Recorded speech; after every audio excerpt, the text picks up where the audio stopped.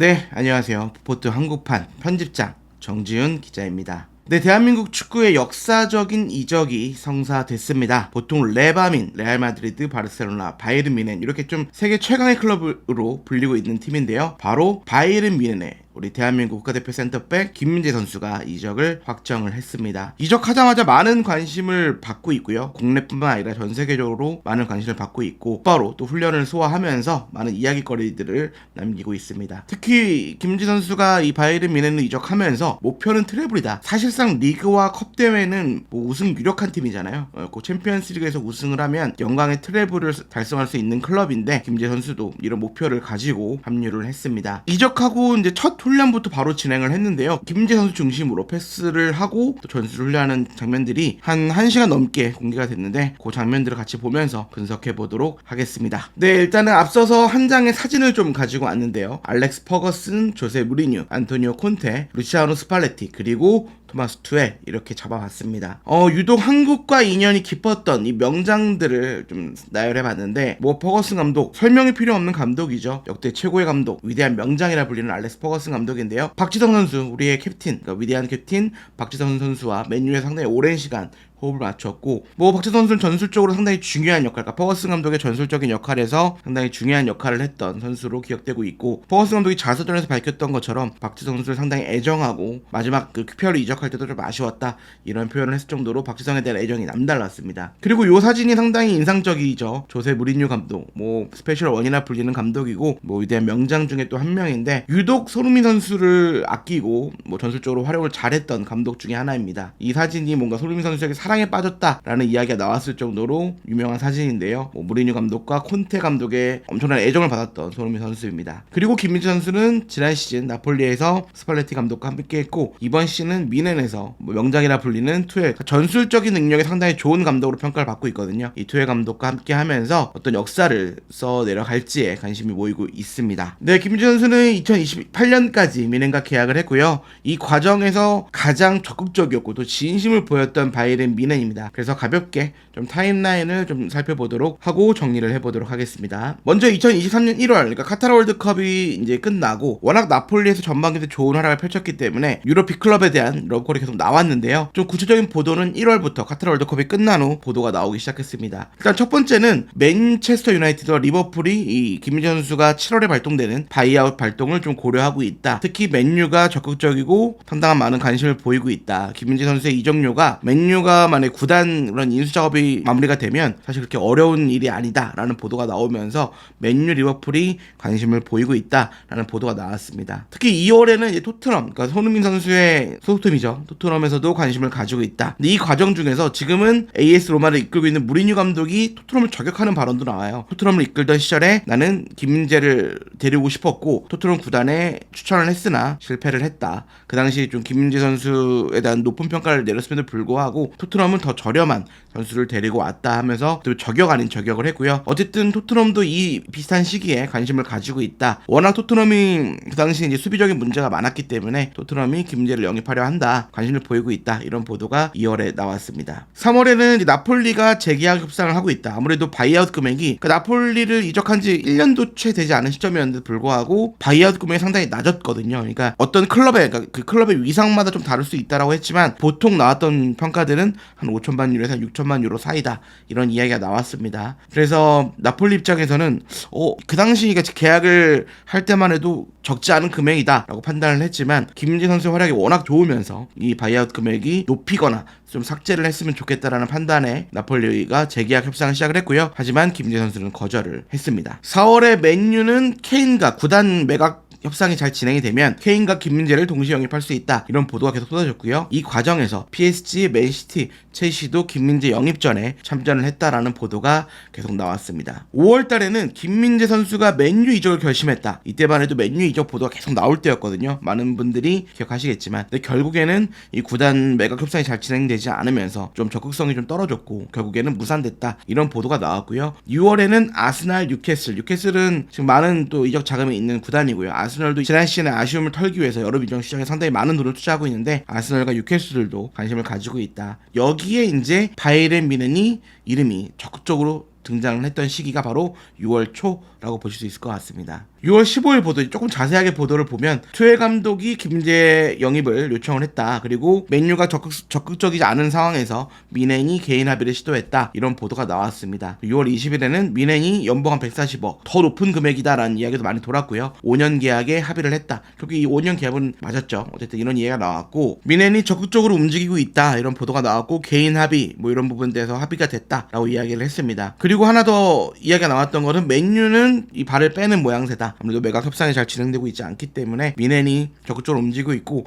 이 과정 중에서 몇몇 구단들이 하이제킹을 시도하고 있지만 김민재 선수는 좀 바이에른 뮌헨을 원하고 있다라고 이런 보도가 나왔고요. 특히 이 과정 중에서 투엘 감독의 적극적인 설득이 있었다라는 보도가 나왔습니다. 그리고 7월에는 이제 바이아웃 조항 이제 7월 1일부터 이제 발동이 되는 시기였고요. 어떤 구단이든 요 금액에 대해서 김민재 합의가 되면 이제 나폴리의 바이아웃 조항을 발동할 수 있는 상황이 됐습니다. 하지만 이 기간 동안에 이제 김민재 선수가 군사훈련을 진행하고 있었고 많은 보도가 나오지는 않았습니다. 그러다가 군사훈련을 마치고 이제 국내에서 메디컬 테스트를 한다. 이게 바이에른 뮌헨 역사상 좀 이례적인 일이다. 왜냐면 김민재 선수를 어떻게 많은 배려를 해준 거고 김민재 선수 입장에서는 그 배려를 받은 거죠. 왜냐면 군사훈련 자체가 뭐 축구 선수가 쓰는 좀 근육이라든가 이런 게 좀 다를 수 있거든요. 훈련 자체가. 그래서 조금 몸 상태가 좀 우려가 됐기 때문에 좀 배려를 해서 국내에서 메디컬 진행을 했다라고 이야기가 나오기 시작했는데요. 하지만 이 시점이라든가 바이어 발동 시점에 대해서는 여러 의견들이 좀 나왔습니다. 하지만 결국 결과론적으로는 이미 이때 국내 메디컬을 진행을 했고 사실상 바이에른 뮌헨이 확정적이었는데 약간 이 바이어 발동 과정, 그러니까 7월 10일 정도에 바이어 발동이 됐다라고 보도가 나왔고요. 10일과 14일 사이에서 이런 협상 과정이 좀 있었던 것 같습니다. 뭐 연대 기여금이라든가 여러 가지 세부적인 상황을 이때 이제 정리를 했고 결국에는 19일 오피셜이 발표가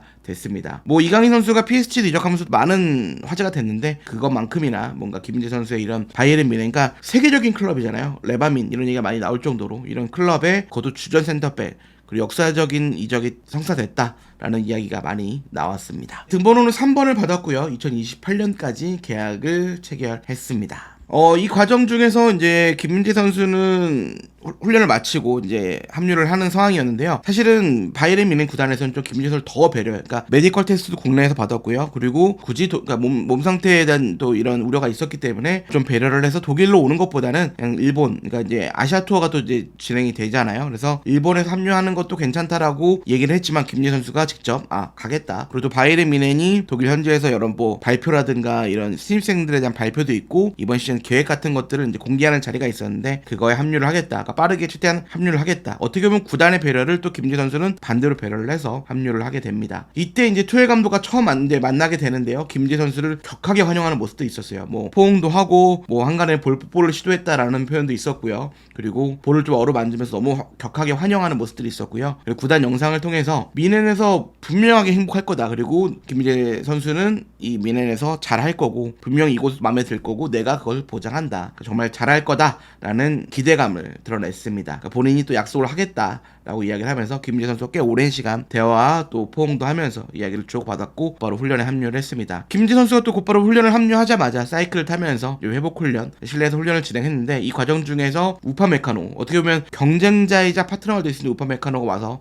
인사를 나눴고요. 뮌헨과 독일의 레전드인 킴미 선수도 와가지고 이야기를 주고받았습니다. 뭐 사이클 이런 작동 방법도 알려주고 화기애애하게 이야기를 나눴고요. 노이어 선수는 김민재 선수를 또 환영하는 메시지를 남겼고 많은 동료들이 이야기를 나누는 모습들을 볼 수 있었습니다. 여기에 또 이제 1996년생 동갑내기 절친이잖아요. 황희찬 선수가 과거 자신과 뛰었던 우파메카노라든가 라이머에게 우리 브로, 그러니까 김민재 내 친구를 잘 부탁한다 라고 이야기 메시지를 던져서 또 화제가 되기도 했습니다. 오늘은 이 시간은 좀 투엘 감독과 김민재 선수의 이런 궁합, 또는 시너지 이런 부분들을 많이 분석해 보려고 하는데요. 투엘 감독이 알고 보면 한국인과 유독 인연이 좀 많았습니다. 박주호 선수와 또 함께 마인츠에서 했었는데 또 도르트문트까지 데려갔던 인연이 있고요. 구자철 선수도 볼프스부르크에서 마인츠로 데려온 인물이기도 합니다. 그동안 또 첼시를 또 이끌면서 손흥민 선수에 대해 높게 평가를 했던 부분도 있었고요. 김민재 선수의 이적 과정에서도 투엘 감독이 적극적으로 요청을 했고 독일 보도를 보면 투엘 감독이 훈련강도 상당히 높다. 하지만 한국 선수들이 성실함을 높게 평가하고 있다. 박주호라든가 구자철, 손흥민 선수 이런 선수들 보면 상당히 성실하잖아요. 실력도 좋지만 상당히 성실한 선수들이고 그런 부분들을 투엘 감독이 좀 사로잡았다라는 평가가 나오고 있습니다. 네, 독일 빌트 보도를 보도록 하겠습니다. 투엘 감독은 직접 김민재와 통화를 했고 뮌헨 측이 김민재를 구단 프로젝트의 핵심 인물로 만들고자 하는 의지를 보여줬다 라고 이야기를 했습니다. 투엘 감독도 인터뷰를 통해서 김민재는 지난 시즌 나폴리에서 센세이셔널한 모습을 보여줬다. 그는 중국 튀르키예를 거쳐 나폴리에 입단한 특이한 경력을 보유하고 있지만 반대로 김민재의 자질을 확인할 수 있다. 그는 키가 크고 빠르고 또한 정말 믿음직하다. 그러니까 수비적으로 믿음직한 선수다라고 이야기를 했습니다. 김민재는 세리아에서 무결점 시즌을 보냈다. 그는 PS를 떠난 리카의 완벽한 대체자다. 그를 영입할 수 있어 매우 기쁘고 이전에 김민재와 영상통화로 몇 번 연락한 적이 있다. 우리는 그가 아시아 투어부터 본격적으로 참여할 수 있도록 했다. 그가 부담을 덜 받도록 하기 위해서다 라고 인터뷰를 했는데 김민재 선수는 오히려 이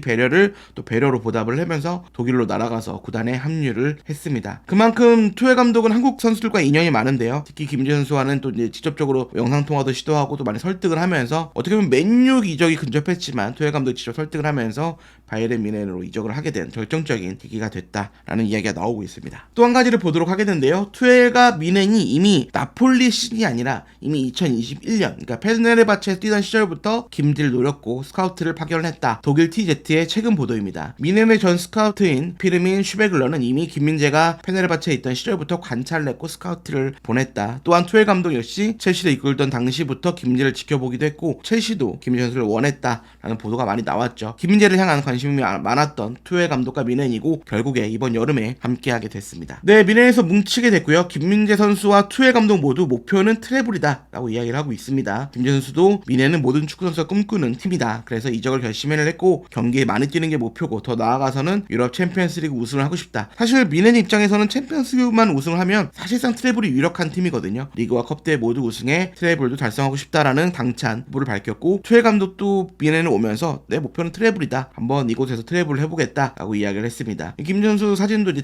3번을 얘기하는 건데 어떻게 보면은 목표는 트래블이다. 세계 대회에서 우승을 하고 싶다라는 열망을 드러내기도 했습니다. 네, 뮌헨 역시도 김민재 선수에 대한 많은 관심을 보이고 있는데요. 큰 키에 공중볼 격압도 강하고 세리아에서 거의 무결점 수비력을 보여줬다. 그리고 수비력뿐만 아니라 빌드업도 인상적인 지표를 가지고 있고 모든 대회를 통틀어 91%의 패스 성공률 기록 중이며 지난 시즌 유럽 5대 리그 기준으로 필드 선수를 가장 많은 전진 패스와 세 번째로 많은 패스를 받은 선수가 바로 김민재다라고 이야기를 하면서 공식 홈페이지에서도 이렇게 많은 관심을 보였습니다. 김민재 선수가 이제 첫 훈련 장면이 구단 영상 유튜브 라이브 중계를 통해서 이제 보여줬는데요. 인상적인 지점들이 있어서 좀 가지고 왔습니다. 골대 4개를 활용해서 그러니까 2개의 골대를 좌우에 놓고요. 또 반대편에도 골대 작은 골대를 이제 활용해서 미니 게임을 했고 이제 패싱 훈련을 한 건데요. 김민재 선수만 유일하게 그러니까 약간 형광색 노란색 조끼를 입고 이제 훈련을 진행을 했습니다. 사이클이라든가 이제 간단한 워밍업 시작을 진행을 했고요. 그다음에 이제 러닝 한 다음에 바로 이 훈련이 진행이 됐는데요. 어떻게 보면 수비가 아닌 계속 공격 전개 역할을 담당했어요. 수비수임에도 불구하고 뭐 수비를 하는 게 아니라 계속해서 공격을 담당했는데 이 노란 조끼의 의미는 어떻게 보면은 좀 플러스.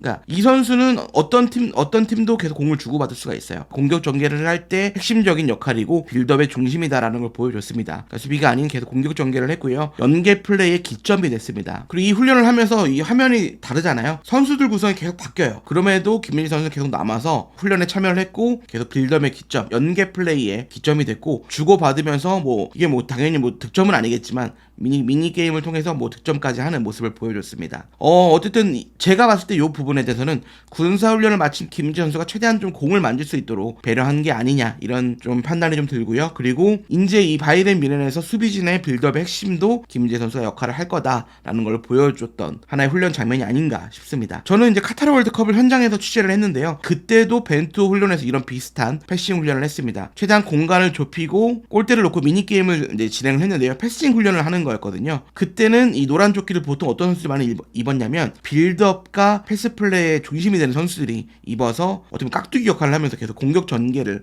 하는 훈련이었습니다. 벤투호에서도 이런 훈련 장면을 되게 자주 볼 수 있었고요. 그때는 패스 플레이의 중심인 황인범, 김영건, 이광인 선수 등이 그러니까 다른 선수들과 좀 다른 조끼를 입고 훈련을 했고요. 어떻게 보면 바이에른 뮌헨에서 비슷한 훈련을 김민재 선수가 진행을 했습니다. 이 장면만 봐도 김민재 선수가 이 빌드업 과정에서 얼마나 주도적인 역할을 할지가 알 수 있었고요. 그리고 또 최대한 공을 많이 만지면서 좀 몸 컨디션을 이제 끌어올리는 김민재라고 볼 수 있을 것 같습니다. 네, 그렇다면 이제 김민재 선수를 과연 어떻게 활용을 할지 아직은 이제 프리시즌 이제 초반이기 때문에 정확하게 할 수는 없겠지 예측할 수는 있을 것 같거든요. 어쨌든 투엘 감독은 3백과 4백을 모두 사용하는 감독입니다. 보통 이제 바이에른 뮌헨에서는 아마 4백을 사용하는 경우가 많지만 또 첼시 시절에는 또 3백도 사용했고 어쨌든 전술적인 유연함이 상당히 많은 감독이고요. 또 전술가로 평가를 받고 있습니다. 그래서 이 첫 훈련을 진행하고 나서 투엘 감독은 좋은 이런 정신을 가지고 우리가 훈련을 했다. 그리고 이제 우리는 앞으로 나아가고 있고 이런 전술적인 훈련을 했는데 상당히 만족스럽다. 그리고 이제 신입생들의 환영에 합류한 이 시점에서 전술적인 본격적인 훈련을 하고 있다라고 이야기를 했습니다. 어쨌든 김민재 선수는 3백이든 4백이든 전혀 문제가 되지 않습니다. 김민재는 이미 여러 수비 전술에 숙련되어 있기 때문인데요. 김민재는 과거 전북 현대 시절부터 베인바우 그때는 뭔가 빌드업보다는 좀 파이터형 유형의 수비수다. 큰 키에 빠른 발 그리고 맨마킹이 좋은 선수다라는 평가를 받았는데 베이징 고항과 튀르키예 그러니까 펜데르바체에서는 3백 가운데서 스위퍼로도 활약을 했고요. 상대에 따라서는 스토퍼로 배치돼서 또 과감하게 전진하는 그러니까 3백을 사용하면 스위퍼가 있고요. 2명의 스토퍼가 있는데 이 스토퍼들을 과감하게 전진하는 전술들 많이 사용하잖아요. 그러니까 스토퍼로 배치돼서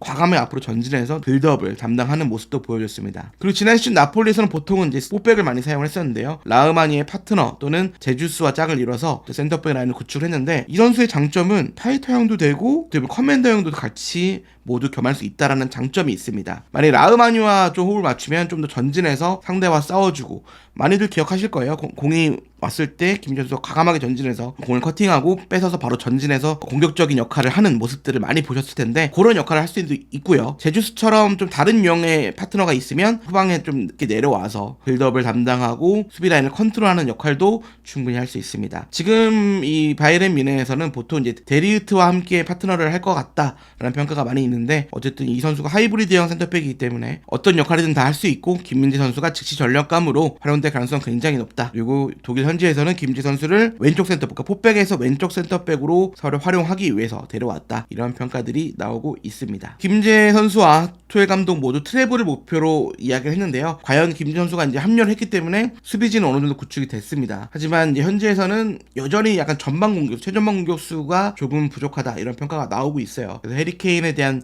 이야기 계속 나오고 있는데 해리케인 역시 미네 이적에 대한 열망이 상당히 강한 것으로 보도가 나오고 있고요. 특히 뭐 개인 합의는 이미 했기 때문에 바이에른 뮌헨과 토트넘의 이적 협상만 진행이 되면 언제든지 이적을 할 수 있다. 아직 여름 이적 시장, 유럽 이적 시장은 좀 남았기 때문에 끝까지 갈 것 같다라는 이야기가 나오고 있고 이미 협상은 시작이 됐습니다. 하지만 바이에른 뮌헨이 일단 첫 번째로 제시한 금액 그게 높진 않았기 때문에 토트넘 쪽에서는 거절을 했고요. 이후에 계속 이적 협상이 이루어질 것 같습니다. 하지만 이제 케인은 워낙 또 토트넘에 대한 충성도가 높기 때문에 이런 구단을 압박하기보다는 프리시즌에 합류를 해서 아시아 투어를 또 이제 진행하게 될 것 같고요. 지금 호주에서 경기를 이미 한 경기를 치렀습니다. 케인 선수는 일단은 최대한 좀 팀에 집중을 하면서 바이에른 뮌헨 이적 협상에 대해서 살펴볼 것으로 예상이 되고요. 만약에 케인이 이적했을 때 이런 라인업이 어떨 거냐라는 유럽 현지에서도 이런 보도라든가 분석들이 많이 나오고 있어요. 일단 김민재 선수는 무조건 주전으로 뛸 거다라는 평가가 나오고 있고요. 사실 케인만 합류하면 사실 이 뮌헨의 이런 스쿼드를 보시면 정말 강하거든요. 전방에 케인, 그다음에 좌우 측면에 뭐 코망이라든가 사네, 그다음에 이선에는 무시알라, 그다음에 킴미, 또 최근에 좀 많이 루머가 나오고 있는 뭐 추아메니 이런 선수들이 또 합류를 할 수 있고요. 또 워커도